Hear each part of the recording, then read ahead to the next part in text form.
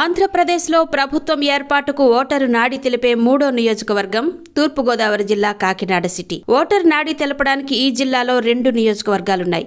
ఒకటి అనపర్తి కాగా రెండోది కాకినాడ సిటీ. 1983 నుంచి 2019 వరకు ఈ నియోజకవర్గాల్లో ఏ పార్టీ గెలుస్తుందో ఆ పార్టీనే రాష్ట్రంలో అధికారం చేపడుతోంది.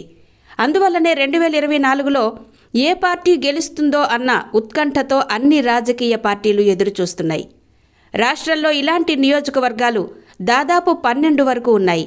దీనిపై ఓక్స్ పోపులు చేసిన విశ్లేషణను లీడర్ శ్రోతలకు రోజుకు ఒక నియోజకవర్గ సమాచారాన్ని అందిస్తోంది. ఇప్పుడు కాకినాడ సిటీ ముఖ చిత్రాన్ని వినిపిస్తున్నాం.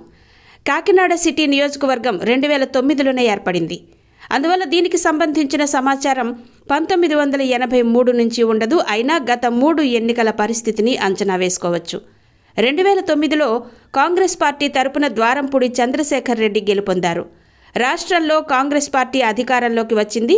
అయితే 2014 ఎన్నికల్లో టీడీపీ నుంచి వనమూడి వెంకటేశ్వరరావు గెలుపొందారు. అప్పుడు టీడీపీ అధికారంలోకి వచ్చింది.